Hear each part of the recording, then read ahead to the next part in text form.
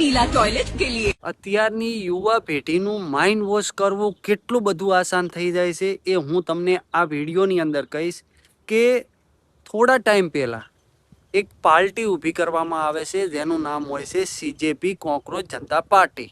એના મુખ્ય કાર્યકર્તા હોય છે અભિજીત દીપકે, બરોબર. હવે એમાં 4-5 જણા જે 4-5 વ્યક્તિ હોય છે જે CJP પાર્ટીને મતલબ કામ કરતા હોય છે, જેમાં આતંકવાદીના નામ પણ હોય છે, જેમ કે દેશદ્રોહી પણ હોય છે. એવા ઘણા બધા આરોપ છે અને ઘણા બધા કેસ હોય છે. એવા 4-5 વ્યક્તિઓ ટીમ બનાવી અને દિલ્હીની અંદર પ્રોટેસ્ટ કરે છે. એ પણ કોના નામ ઉપર? નીટની એક્ઝામ માટે, કે પેપર લીક ન થાય.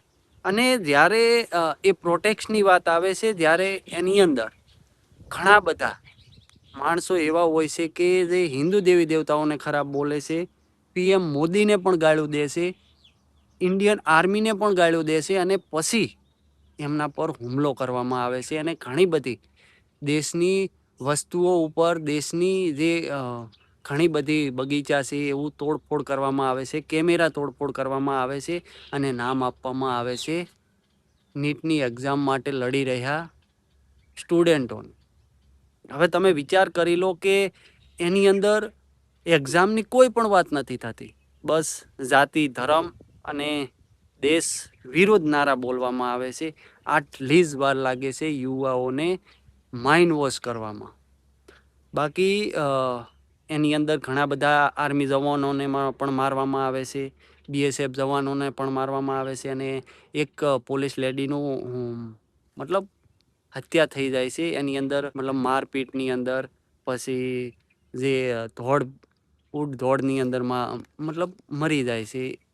એટલે આ એક પ્રકારનું પ્રોટેક્શન નહીં પણ દેશ વિરુદ્ધ નારો. હવે તો શિક્ષા મંત્રીને પણ રાજીનામું આપી દેવામાં આવ્યું છે, અને એમને એટલી ખબર નથી કે સામે સરકાર કોની છે, BJPની જ છે.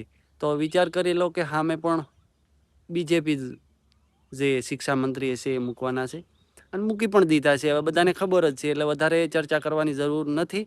અને થોડાક સાવધાન રહો, સતર્ક રહો, કોણ તમારું માઇન્ડ વોશ કરે છે અને શું સમર્થક છે. અને હાલમાં પંજાબની અંદર પેપર લીક થયું અને એના ઉપર પ્રોટેક્ટ કરવામાં આવ્યું, તો પોલીસે ડાયરેક્ટ લાઠીચાર્જ કર્યો. અને ત્યાં આપની સરકાર હતી એટલે તમે પક્ષપાતમાં ન પડો. સ્ટુડન્ટ છો તો સ્ટુડન્ટની રીતે પ્રોટેક્શન કરો, ના તો દેશની વસ્તુને, કે ના તમે દેશના સૈનિકો ઉપર હાથ ચાલાકી કરો અને મારપીટ કરો.